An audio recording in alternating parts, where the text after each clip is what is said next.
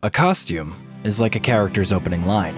It transforms the actor into the character and hints at their qualities without saying a word, whether it be a drag clerk's uniform or a luxurious ball gown. One of the hardest jobs in filmmaking is to reach out beyond the screen and affect the surrounding world through clothing. Today we will be discussing costume designers and the magic of fabric, and how it seamlessly blends into a film. This is part of our Hidden Heroes series, in which I tell you about people behind the masterpieces. You say everything, everything's just perfect. Everything's fine. You say everything, everything's just perfect. Everything's fine. A costume designer is like an author who weaves a story with threads instead of words. They study the time period in which the characters find themselves and select the right colors and materials to make the outfits really pop on camera. They draw hundreds of sketches. They help the actors transform into heroes. And of course, they cut, trim, and sew miles and miles of fabric. Here are the top 15 best costume designers according to Okolo Kino. So, shall we get started?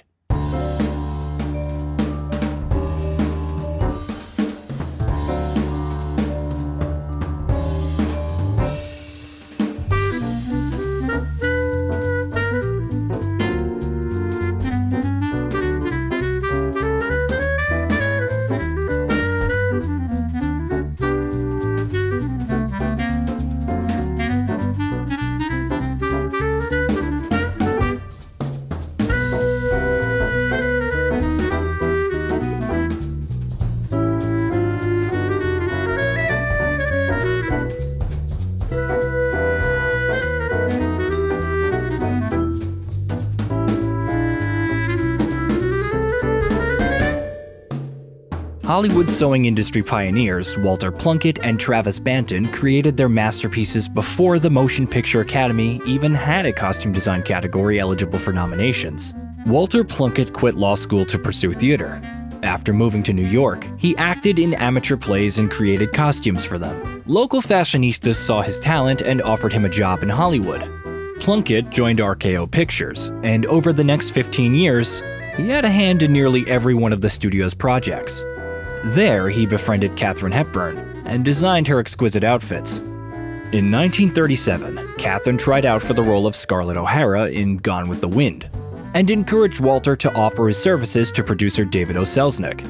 Hepburn lost the casting call to Vivien Leigh, but Plunkett got the chance to design the wardrobe for an epic screen adaptation. The artist spent over a year gathering historical facts about the clothing of the period, and spent just as much time creating them. The results exceeded expectations, and Scarlett's dresses are still enchanting even 80 years later. How do I look? Unfortunately, the artist became a victim of his own success. The producers were amazed by Walter's work, and so they assumed that his service would be too expensive. Over the following 4 years, Walter only received a couple of job offers. It wasn't until 1945 that he joined Metro-Goldwyn-Mayer, where he would eventually retire. By that time, he had been in the industry for so long that he was designing outfits for remakes of films that he had originally designed for 30 years earlier. After receiving his 4th Academy nomination for Best Costume Design, Walter finally won the Oscar. He would go on to be nominated 4 more times in his career. Thank you very, very much. One of Plunkett's contemporaries, Travis Banton, served in World War I as a submarine sailor, after which he dived into the world of fashion. At the age of 30, he had already created his own brand, conquered Broadway with costumes for the most spectacular musicals, and moved to Hollywood, where he joined Paramount's design department. Over the next 30 years, he designed outfits for 250 films, specializing in dresses for the studio's biggest stars. Banton's work has been worn by the likes of Carole Lombard, Mae West, and Marlene Dietrich.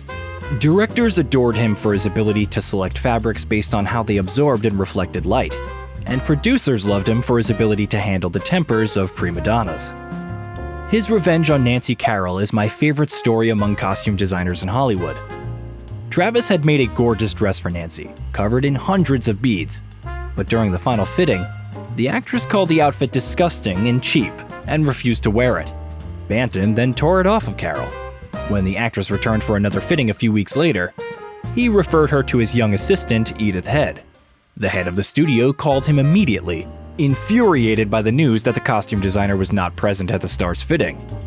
Travis told the boss that Carol was getting fat and that he simply couldn't keep up with her changing physique. From that day on, Nancy's contracts always involved a clause requiring a strict diet. And soon after, her violent temper put an end to her short career. Banton, on the other hand, had established himself as one of the slyest foxes in the movie business and continued to dress the divas of Hollywood for decades.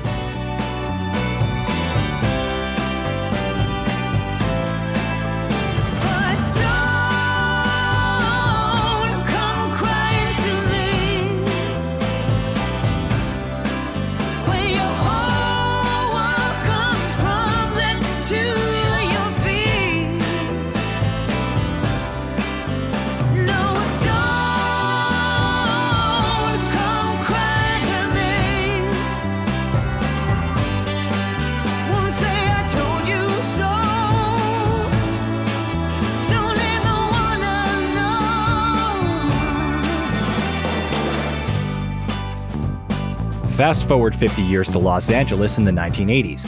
A young Ruth Carter is working at the largest theater in the city where she meets aspiring director Spike Lee. Lee invites her to be the costume designer for his musical, School Days.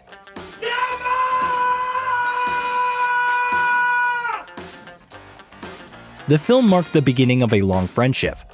Ruth would go on to design the wardrobes for a dozen Spike Lee films, eventually receiving an Oscar nomination for her work on Malcolm X. Her next appearance at the award ceremony came 5 years later, when she dressed the characters for the drama Amistad by Steven Spielberg. Yeah.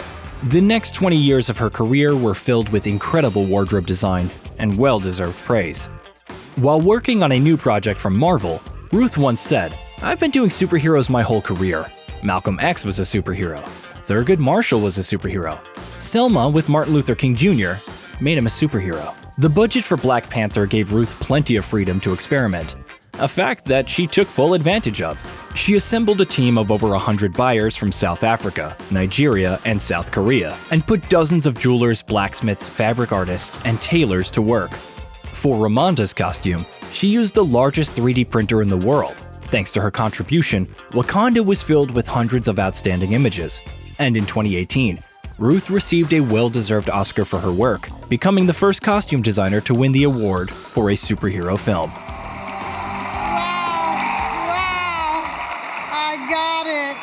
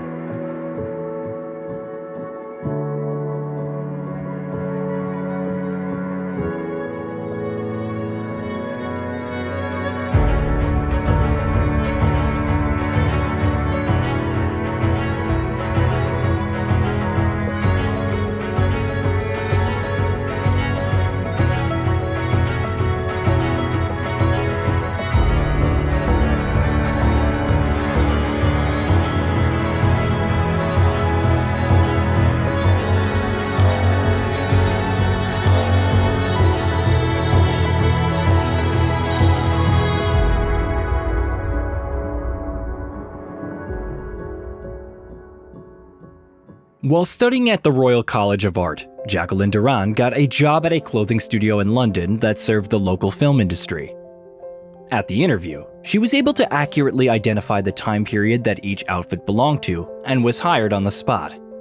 She was able to meet dozens of masters in the industry, whose methods, tricks, and clothing tastes she followed closely. One frequent visitor to the clothing studio, Lindy Hemming, soon offered Jacqueline a position as her assistant, which she did for 5 years. During that time, she was able to assist in the creation of Lara Croft, Episode 2 of Star Wars, and the Oscar-winning Topsy-Turvy. The director of Topsy-Turvy, Mike Leigh, invited Hemming to work on his next project, but she had already agreed to work on the latest installment of the Harry Potter saga, so she referred Mike to Durran instead. From that moment on, Jacqueline became a permanent fixture in all of Lee's films as the costume designer. After successfully completing a couple of projects on her own, Jacqueline's work caught the attention of Joe Wright, whose collaboration brought her worldwide recognition. Pride and Prejudice earned her the first Oscar nomination of her career, but she would go on to receive another for her costume work in the drama Atonement. Suffice to say that Keira Knightley's dress was called the greatest dress in the history of cinema. Joe Wright just wanted his heroine's outfit to be flowing in green. The artist accommodated the request and even added her own subtle charm to it, making the dress an important expressive element of the picture. 5 years later, Jacqueline once again found herself at the Oscars award ceremony. The Motion Picture Academy presented her with the trophy for her work on Anna Karenina. In this film, the artist perfectly blends historical authenticity with purposeful anachronisms, a hallmark of her style. Even the aforementioned green dress was out of place for the 1940s, but these subtle decisions are exactly what set Durran's projects apart. Jacqueline also has been incredibly prolific.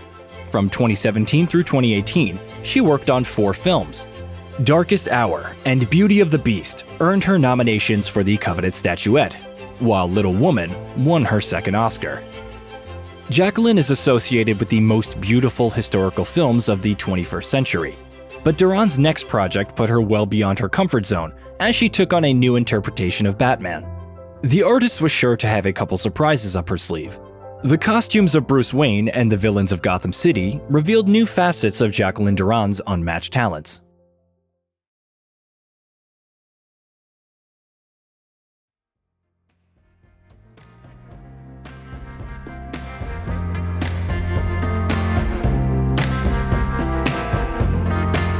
Girl, you're the apple of my eye, the finest thing I ever saw, and that's no lie, 'cause I like to go around each and every night to make some sound. So if I come on a little bit strong, remember too much of a good thing is still a good thing. Too much of a good thing is still a good thing. Too much of a good thing is still a good thing. Too much of a good thing is still a good thing. Joanna Johnston first got into the film industry as an assistant to Anthony Powell, an iconic costume designer who became famous for his work on the comedy Travels with My Aunt. Joanna helped Powell with Death on the Nile and Tess. You can hold your own for beauty against anyone, queen or commoner. Both films earned Anthony Awards from the Motion Pictures Academy, while Johnston had gained enough experience by that time to venture out on her own. The unusual and original appearance of the main characters from the horror film Hellraiser left an impression on millions of minds, We have such sights to show you. including that of Robert Zemeckis, who immediately recognized the young artist's talent. Sure, the comedy Who Framed Roger Rabbit was quite expressive enough even without Joanna's costume design, but her potential would be on full display just 1 year later. The wardrobe for Part 2 of the Back to the Future trilogy became iconic to an entire generation, featuring experiments with materials, double ties, brightly colored prints, and of course, self-lacing Nikes. This eccentric flight of fancy solidified Johnston's working relationship with Zemeckis for the next 30 years, and caused Steven Spielberg to fall in love with her talent. Shoes that lace by themselves. That was the one invention that I was really hoping would happen in the next 2 or 3 years after the movie came out that hasn't happened yet. Joanna contributed to nearly every single blockbuster by these two Hollywood giants. Despite such an impressive resume, she only has 2 Oscar nominations to her name, one for Lincoln and one for Allied. You look okay. Quite frankly, the fact that the Academy overlooked the wardrobe design for The Man from U.N.C.L.E. should be considered a crime against beauty. I like this. Yes. The leading actress's dresses and the contrast between Ilya Kuryakin and Napoleon Solo are the hallmarks of one of the most elegant films of the last decade. Even in not-so-successful projects like the recent remake of The Witches, the characters' outfits are breathtaking. Joanna Johnston produces nothing but quality, and I'm sure that her imagination will bring hundreds of more stunning images to the silver screen for years to come.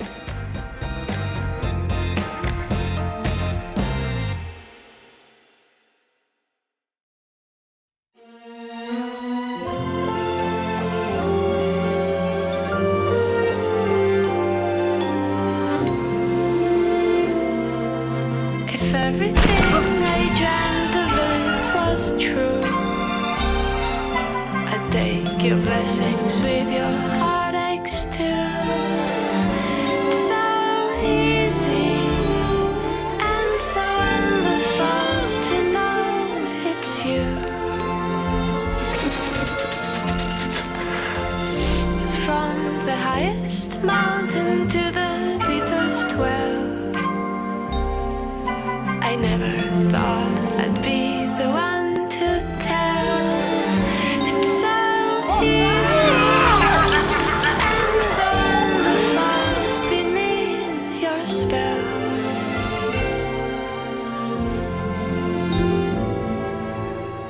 Mary Zophres' parents owned a small clothing store in Florida, where she often worked part-time after school. The world of fashion and fabrics led Mary to the movie business in 1989, when she was tasked with dressing the extras for Oliver Stone's war drama, Born on the 4th of July.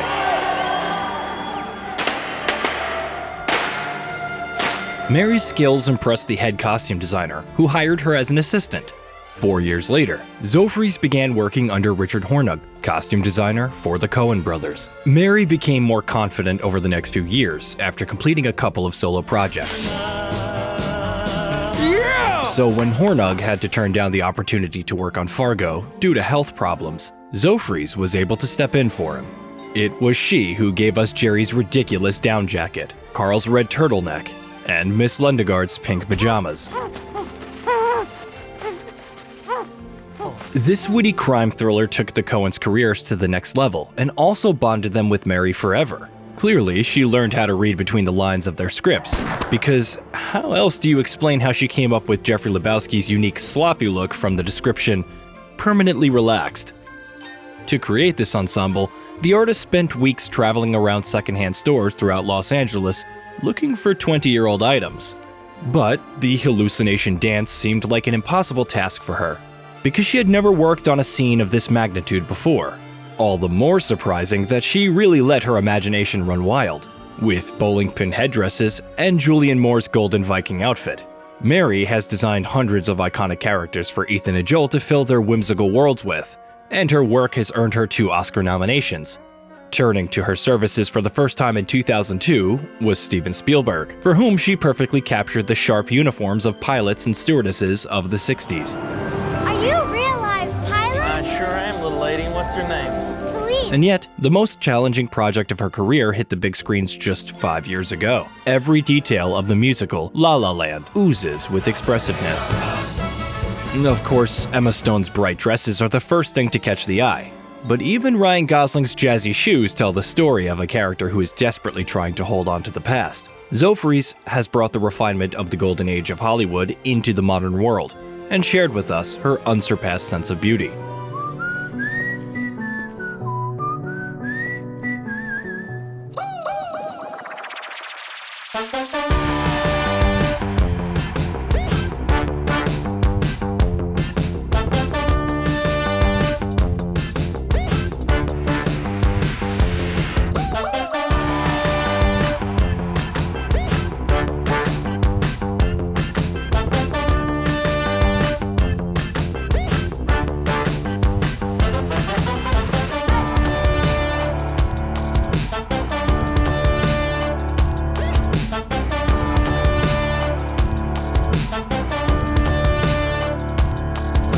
Mark Bridges also got his ticket to the big time from the previously mentioned Richard Hornung. The young NYU graduate was helping artists on Broadway while working on local film productions on the side. In the late 80s, the Coen brothers were filming scenes for Miller's Crossing in Brooklyn. The young designer was hired to hem vintage costumes for the film's extras. Mark's work impressed Hornung, who offered him a position as his second assistant. He spent the next 5 years working under Richard and Mary Zophres, while also serving as the lead designer for aspiring directors of low-budget projects. One of these films changed the course of Bridges' career. Young director Paul Thomas Anderson had entrusted him with dressing the characters of his debut film. All right, shaka-laka-doo, shaka-laka-dooby-dooby-doo. For Bridges, this marked the beginning of a career-long collaboration with the director, and he has worked on every Anderson film since, filling his meaningful stories with bright colors and helping actors embody the most difficult roles.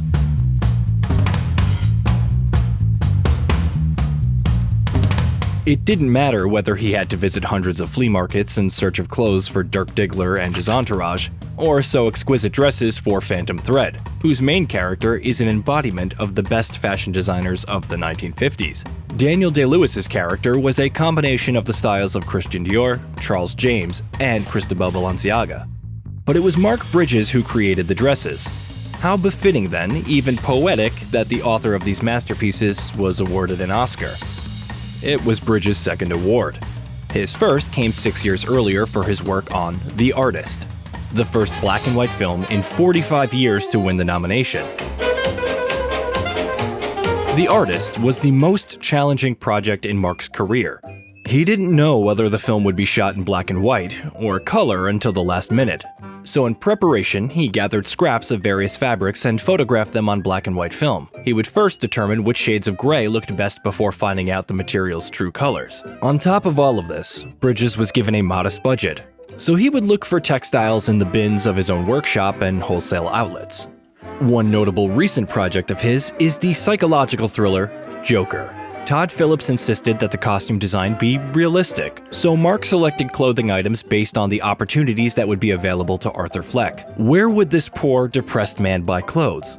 What wardrobe elements would he combine, and how often does he wash them? Upon donning the attire of his character at the very first fitting, Joaquin Phoenix immediately changed his posture and gait.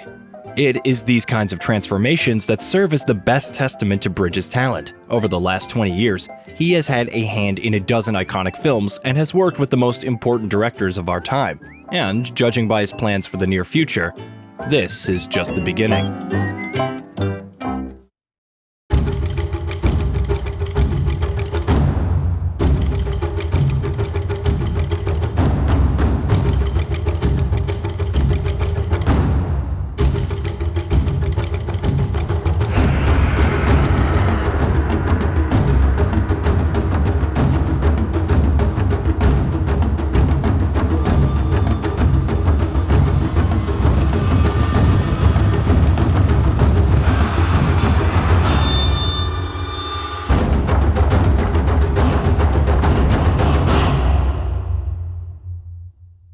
This duo arguably forms the creative heart of New Zealand cinema, and their names will live on forever for fans of the Lord of the Rings saga. Ngila Dickson sold her work to designer showrooms in Auckland and even founded a local fashion magazine. But after the Black Monday stock market crash in October of 1987, she lost her business. This brush with misfortune eventually led her to the film industry, where she headed the costume department for the show Hercules: The Legendary Journeys, and later designed the wardrobe for every episode of Xena, Warrior Princess. Her courage will change the world. This wildly popular series about a fearless warrior was New Zealand's largest television project of the 1990s, facilitating the collaboration of hundreds of talented professionals. Richard Taylor and his special effects company, Wada, were behind the masks and makeup for all sorts of monsters in the fictional universe. So when Taylor began working on The Lord of the Rings, he invited Dickson to join him, and it was a natural fit. With a team of 50 seamstresses, Ngila had more than 1,000 costumes tailored in 6 months. And although Richard had already drawn up some sketches, it was Ngila who personally came up with the Hobbit's famous look, featuring an 18th century rustic style and dozens of variations for their travel clothing. While Dickson brought the Shire's amusing vests and exquisite elf dresses to life, Taylor worked on the appearance of the terrifying Uruk-hai and the armor of every warrior in Middle-earth.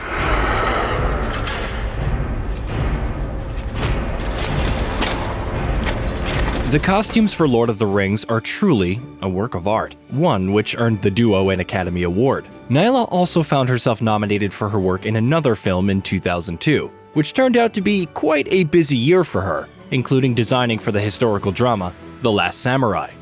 Richard went on to run one of the most prominent special effects studios in the world, applying his talents in every aspect of film production. I will certainly be talking more about him in future episodes.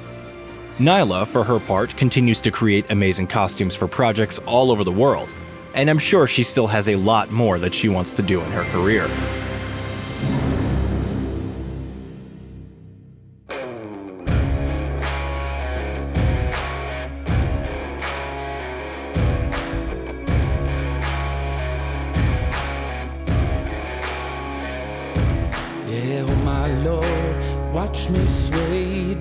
darkness falls and we all pray, hoping for the light of day. Down to the river, down to the river. Sing, oh, oh, bury me, carry me, oh, oh, far beneath, oh, oh, fire and water me, going down deep, singing, oh, oh, bury me, carry me, oh, oh, far beneath, oh, oh, fire and water me, washing me clean, After graduating from the Sydney College of the Arts, Catherine Martin worked in a theater, helping with costumes and scenery for her classmate Baz Luhrmann. It wasn't long before Catherine and Baz were married, and fruitful, creative collaboration became part of their family life. Catherine served as production and costume designer in every Baz film, beginning with his debut romantic comedy, Strictly Ballroom. But her eccentric ideas were fully revealed 4 years later when a modern adaptation of Romeo and Juliet hit the big screens. The plot setting was moved from Verona to 1990s New York, and that change was reflected in the characters' appearances. Each family has a unique style. The Montagues are marked by bright, flashy colors, light-flowing fabrics, laxity, and perhaps even a sort of trashiness, while the Capulets' wardrobe reflects a sense of restraint and elegance, with expensive leather and velvet. Although Catherine was responsible for the final decision when it came to design, she wasn't afraid to delegate. She had Juliet's dress designed by Dolce & Gabbana, and Romeo wore a Prada suit. Perhaps Shakespeare would take offense to Baz and Catherine's interpretation of his classic, but the couple's unconventional solutions and blending of styles is worthy of admiration. Catherine's unique vision also manifested itself in her next project. The musical Moulin Rouge describes events that take place in the late 19th century, but Catherine didn't feel the need to let historical accuracy stand in her way. The movie's wardrobe was given an updated look, using materials and textures that were not available in that era. And the artist's intuition was spot on. Nicole Kidman's Swarovski-studded corset and tulle bustier revived the popularity of these clothing items, which appeared in the collection of fashion companies Yves Saint Laurent and Balenciaga just a year later. Very well. The film earned Catherine 2 Oscars, one for her costume design and one for the unique scenery that can be seen throughout the film. She received an additional nomination for her work on Australia. Catherine refers to this drama as her highest achievement, where the finest details are hidden from all but the most discerning viewers. And, of course, the artist was handed yet another 2 trophies in the categories for production and costume design for The Great Gatsby. I'm Gatsby. Once again, Catherine had entrusted fashion company Prada to design and create her dresses. Tiffany & Co. provided the jewelry, while the costumes for the main characters were sewn by the oldest menswear brand in the United States, Brooks Brothers. When it came to the wardrobe for the extras, however, Martin took care of that herself. She designed over 300 unique outfits for the party scenes. The luster and elegance of the characters' looks captivated fashion connoisseurs all over the planet. And of course, let's not forget the recently released Elvis, for which Catherine recreated the King of Rock and Roll's legendary outfits and gave each member of the ensemble cast a unique look. Sure, Catherine doesn't do the sewing herself very often, but her taste, vision, and ability to assemble eclectic elements on screen has created her own signature style that captivates audiences. It's beautiful.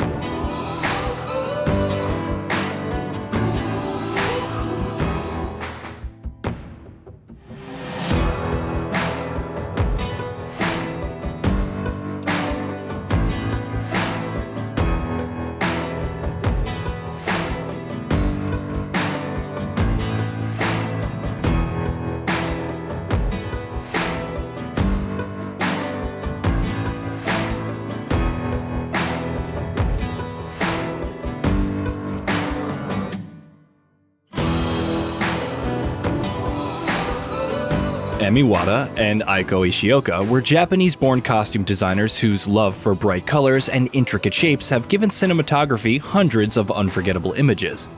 Eiko designed the wardrobe for The Fall, which is considered one of the most beautiful films in history.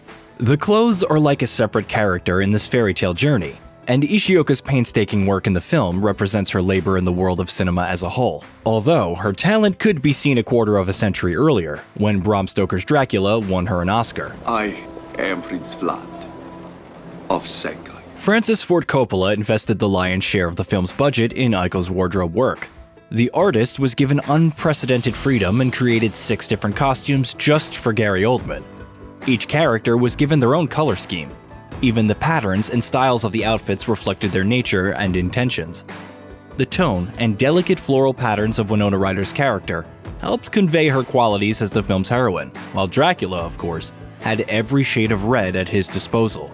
Ishioka found inspiration for Lucy's dress in Baroque paintings and Australia's frilled lizard. Eiko became famous not only for the hundreds of amazing outfits she designed for cinema, but also her work on the Beijing Olympic Games, where she let her incredible imagination run wild.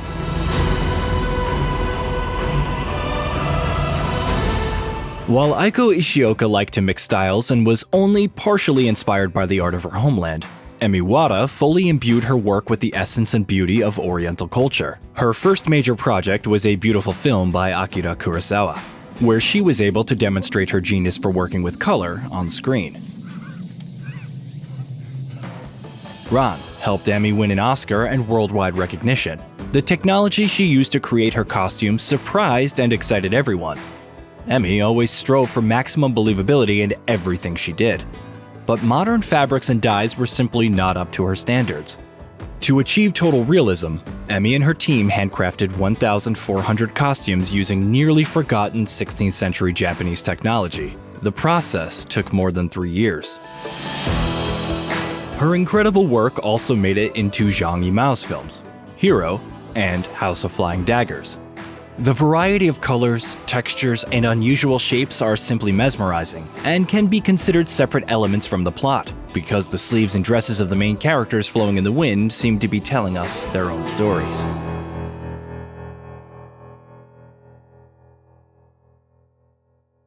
I got a job in the valley, but today I didn't go. I need a day off, but the boss says hell no. I'm gonna get drunk and smoke 3 packs of Marlboros. And part of me thinks I ain't ever gonna make it back home. Back home. Michael Kaplan moved to the Hollywood Hills in the mid-1970s. He initially applied his art education to painting houses, but he longed to make something of himself in Tinseltown. His portfolio was even reviewed at Universal Studios by the legendary Edith Head, but he was only given a position in 1981 when Ridley Scott was looking for a young costume designer with fresh ideas. To say that the director was insanely lucky with his choice of candidate would be a massive understatement. No dystopian world has ever seen such a wardrobe. Dark, gloomy colors were combined with bright, futuristic materials. Kaplan's ideas were so fresh that Blade Runner immediately won the hearts of the world's greatest fashion designers upon its premiere. Of course it is. Collections dedicated to the film were featured in those of Givenchy, Balenciaga, Jean-Paul Gaultier, and Raf Simons. Meanwhile, Kaplan remained in the shadows and modestly remarked that he would be happy if he were at least invited to one of the hundreds of shows. Michael had influenced the appearance of the modern world with his work, but he wasn't even close to stopping. Dozens of films and hundreds of scenes would follow. But the next cult following for his costume design wouldn't come until 1999. Welcome to Fight Club. Fight Club struck audiences with its style. Marla Singer's outfits are often still copied to this day, and Tyler Durden's look has been as influential on modern pop culture as his sultry speaking style. From a floral print shirt with a bloody leather jacket to a worn fur coat with an orange fishnet tee, Kaplan created a new standard of masculinity. That's me. He also helped Helena Bonham Carter determine how to approach her role during one of the fittings when he suggested that her character should be like a Judy Garland in the 2000s. He himself captured this idea in the character's appearance. Michael went on to reveal his potential in every genre. Starting in 2009, he teamed up with J.J. Abrams and has dressed every character in the new Star Trek and Star Wars films. That's my jacket. Oh. No. Keep it, it suits you. Michael Kaplan is a true genius at creating expressive images, and he seems to give the world another masterpiece every 20 years, so we should expect a wonderful surprise from him very soon.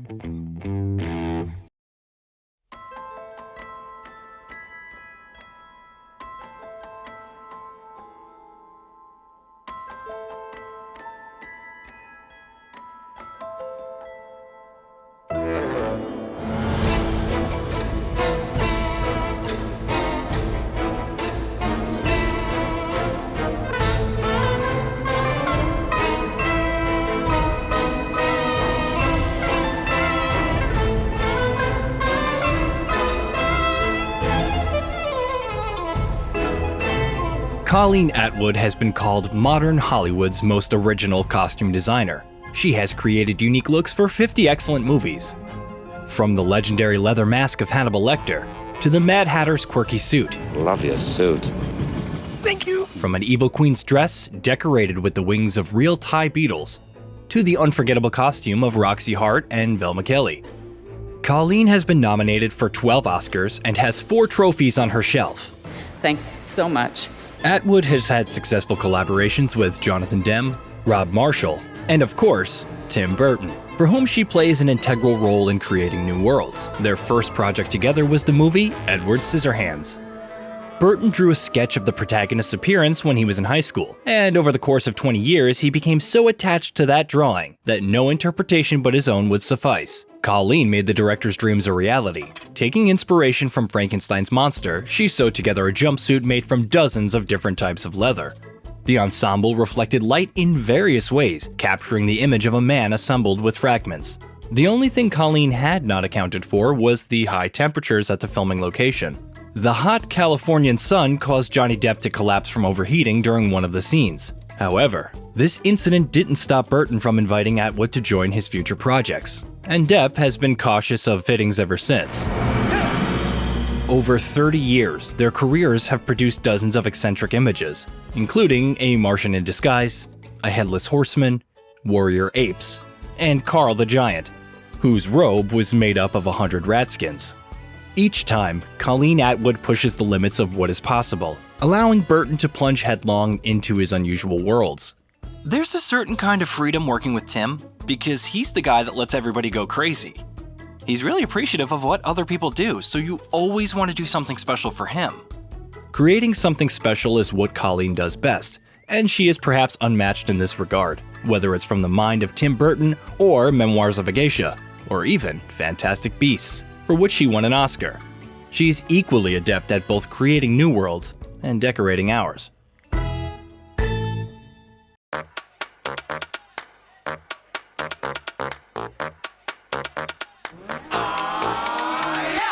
I'll make you move like your boots are on fire. I'll make you jump like you touch a live wire. Ain't no sitting down when I get in the zone. Just give me my crown, let the king take his throne.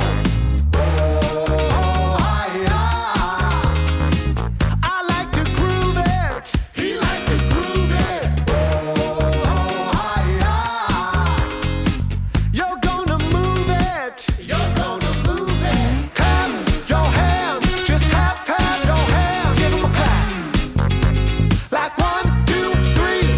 Clap your hands. Just clap them for me. Give 'em a clap. Like 1, 2, 3. Sandy's creative path began when she met Lindsay Kemp, a British choreographer, actor, and mime. The young London art school student created eccentric theatrical outfits for Kemp for a year before quitting her studies and moving to Milan, where she tailored costumes for his productions at La Scala over the following couple of years. She worked in the theater and also sewed extravagant outfits for music videos. In 1986, Powell made her foray into the film industry as the costume designer for the historical drama Caravaggio. The dresses of Tilda Swinton contrasted sharply with the cassocks of the Catholic priest. The actress and the artist formed a unique chemistry with one another, and success would follow their collaborative projects over the next 10 years. Sandy's first Oscar nomination came when she created a visual extravaganza for an adaptation of Virginia Woolf's novel, Orlando. High collars, puffy dresses, camisoles, Turkish turbans, and modern business attire. The film seemed to be specifically made to showcase Powell's talent to the world, and it paid off. As time went on, nominations and prestigious film awards became a common occurrence for films in which she was involved. But the artist's imagination wasn't limited to historical cinema. Bringing color to the British glam rock scene with her work in Velvet Goldmine, she demonstrated ideas worthy of the greatest couturiers.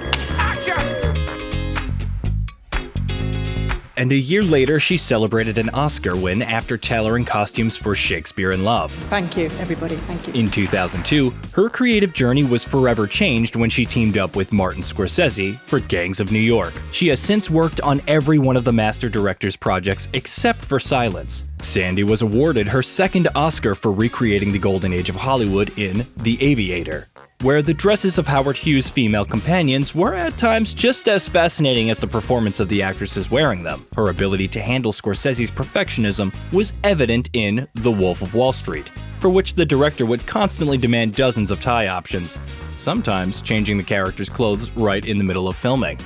In 2010, Powell won her third Academy Award for recreating the British royal family's wardrobe in The Young Victoria. Her creative decisions for The Favorite by Yorgos Lanthimos are worth mentioning separately. Powell deliberately limited the color palettes, working mainly with black and white fabrics to give the film its own unique visual style. What happened to your dress? Wolves. That same year, she was nominated for both The Favorite and Mary Poppins Returns, where she once again got back to working with bright colors. Not only is Sandy delightful behind the scenes, but her appearance on the red carpet are an art form all their own. She attended the BAFTAs and the 2020 Oscars in a cream-colored suit that served as a canvas for the signatures of over 100 of Hollywood's top stars. The fun little gimmick found itself in the journalist's lenses many times, and it was all for a good cause.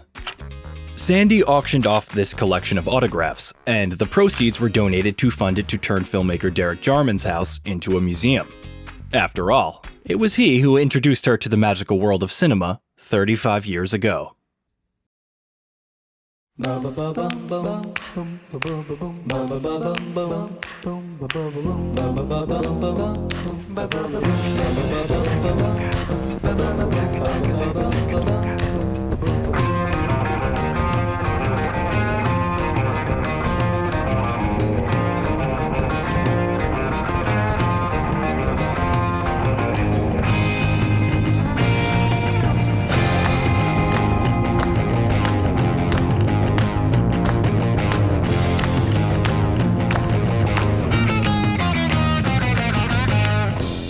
Irene Sharaff's invaluable contribution to the golden age of Hollywood cannot be overstated.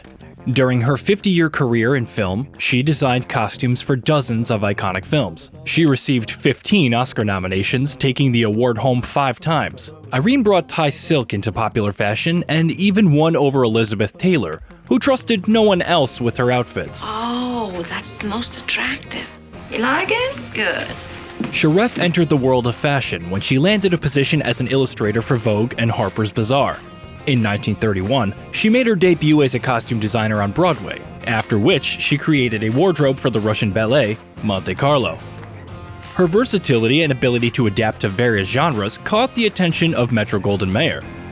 Irene joined the staff of the Hollywood giant and quickly won the adoration of directors and producers for her ability to work with color. Given that Technicolor was a somewhat recent development, this sort of talent was much appreciated. Her incredible understanding of movement when it came to dress design made her a critical element in the advent of the dance number, a genre for which she received her highest accolades. The musical, Meet Me in St. Louis, which became one of the highest-grossing films of 1944, was Sharaff's debut as a solo costume designer. You look grand, simply elegant. I feel elegant, but I can't breathe. 7 years later, she was celebrating a win at the Oscars, sharing the award with Walter Plunkett and Ulrich Kelly. In 1954, she received 3 nominations at the same time. For the drama, A Star is Born, not only did she design the costumes, she also demonstrated her talent as a production designer. Another one of Sharaff's brilliant works was the musical The King and I, which subsequently blew up the fashion industry. The film's release had every fashion designer in the world clamoring for the Thai silk that Irene had used, so they could add it to their own collections.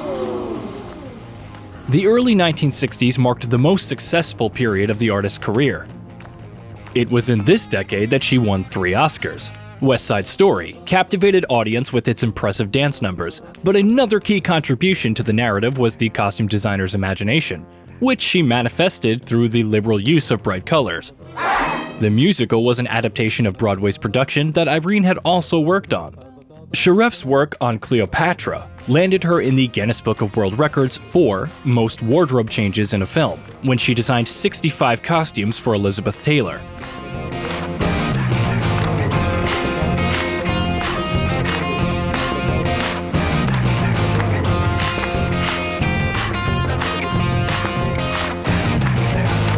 Among them was the legendary outfit that Taylor wore as the Queen of Egypt when she entered Rome. For this scene, Irene used fabrics made of real 24-karat gold. This biographical epic from 1963 is still considered the largest Hollywood production ever, one that earned Sharaff a well-deserved statuette. She then celebrated victory once again after teaming up with the then rookie director Mike Nichols for the drama Who's Afraid of Virginia Woolf? This was the last black and white film of the 20th century to win an Oscar for costume design. Irene is also responsible for the most expensive dress in cinematic history. In Hello, Dolly, Barbra Streisand appears in a gold rhinestone-studded outfit that cost $8,000 to make. The costume sold for 15 times that price at an auction 40 years later. In preparation for her performance, Barbra rehearsed in a light muslin version of the costume and constantly tripped over the train. The actress and producers asked Sharaff to solve the problem, to which the artist replied that her dress was perfect and that Streisand's movements were to blame for the stumbling. Stories like these are a perfect fit for my favorite Irene quote: "You can acquire chic and elegance, but style itself is a rare thing."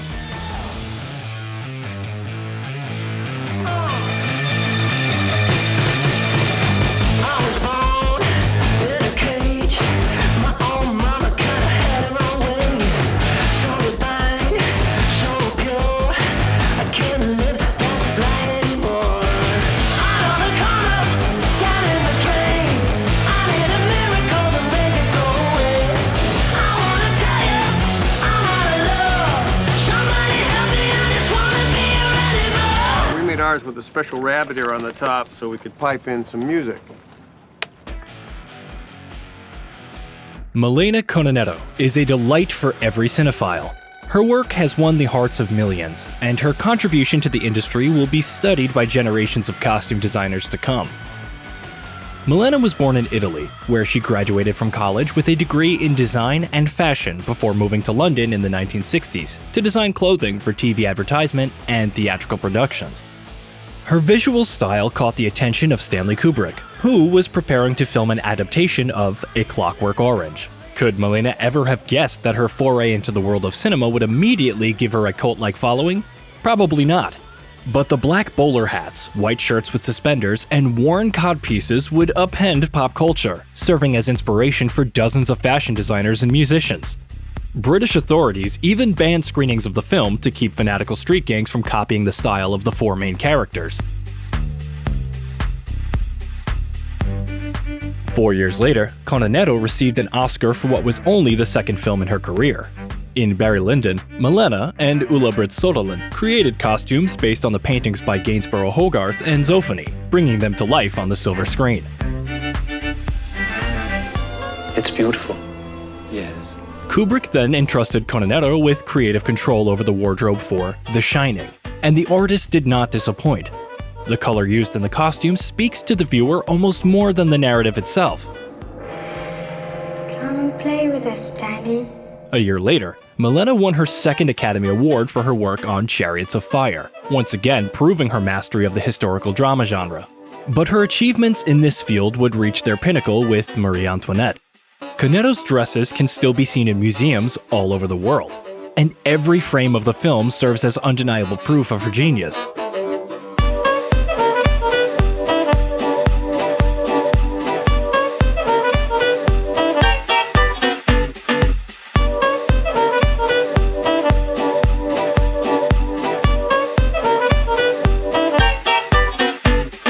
But Milena's talent isn't limited to recreating the Renaissance or the early 20th century. The eccentric outfits featured in the film adaptation of the Dick Tracy comic, as well as the magical red caps of Steve Zissou and company, give the audience an aesthetic euphoria. By the way, her collaboration with Wes Anderson earned Milena her 4th Academy Award in 2015. The Grand Budapest Hotel's purple staff uniforms, like the dresses of its guests, is, in my opinion, one of the greatest costume designs of the 21st century. And of course, we can't forget The French Dispatch, which was released in 2021, where we again get to witness the combined talent of Milena and Wes Anderson. It's one of her best.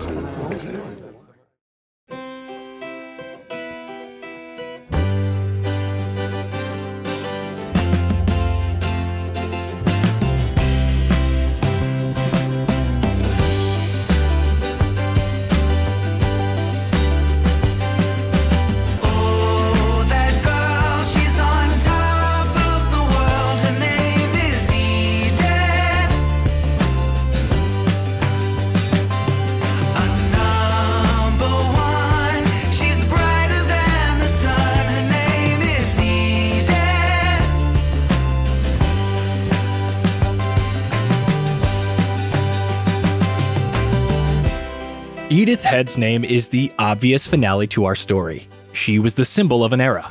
Her work has been featured in 400 films. She has 35 Oscar nominations and 8 wins. She is the only costume designer to have a star on the Hollywood Walk of Fame, and her eccentric image has been immortalized by Pixar. I used to design for gods. But in the 1920s, young Edith didn't even think about the film industry. She graduated from the Department of Theology at the University of California and received a master's degree from Stanford, after which she got a job teaching French. To improve her modest financial situation, she began teaching art to children, despite the fact that she only had briefly studied it in high school. Nevertheless, parents had entrusted her with the task, so in the evenings she attended drawing classes to at least partially improve her skills.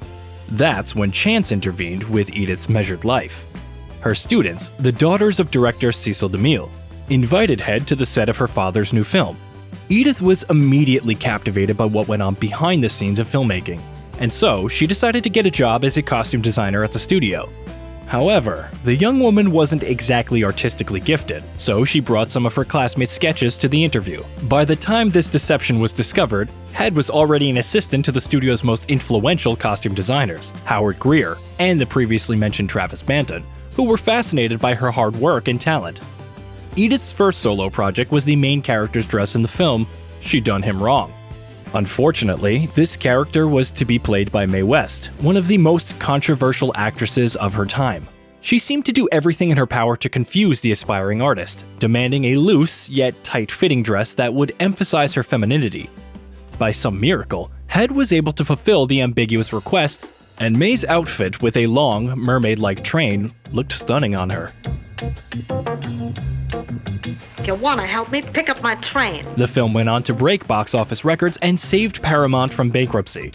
Edith was soon leading the studio's design department and did so for the next 44 years. To list all of her merits would require a 6-hour documentary, because during her most prolific period, she was involved in 30 films a year.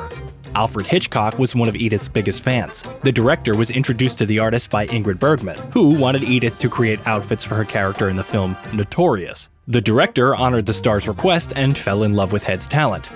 Bergman wore nothing but white, black, or black and white outfits with no patterns, which didn't distract from the actress's charming appearance even for a second. Hitchcock was a cantankerous perfectionist, but he admired the artist's minimalist ideas. Edith would go on to create the wardrobes for 11 films by the master of suspense. Head would later characterize their 30-year working relationship as an education in restraint. The artist apparently also received a lesson or two in humility. Her costume design for Roman Holiday brought Edith an Oscar. The win was also celebrated by Audrey Hepburn, who arrived at the ceremony in a dress from the film's finale. She called the outfit her lucky charm. And it seemed to be the beginning of a fruitful collaboration between the artist and actress. But before filming the romantic comedy Sabrina, Hepburn met French fashion magnate Hubert de Givenchy. The designer made Audrey his muse, and from that moment on, he became her exclusive wardrobe manager. Hepburn immediately began criticizing Head's sketches and innovations, so none of the artist's ideas made it to the shooting phase. However, Givenchy's name was not credited in the film, and it was Edith who received the Oscar for the costumes featured in Sabrina. To top it off, Head didn't even mention Givenchy in her acceptance speech. In a later interview, she expressed her indignation, a feeling she shared with hundreds of her colleagues. Couture has copied many things for years, in addition to countless other costume designers claiming theirs were the original ideas. It's all part of the business, unfortunately. Nearly every artist on this list has experienced this problem, but I hope that for a brief moment, we've been able to shine a spotlight on the true behind-the-scenes geniuses of cinema.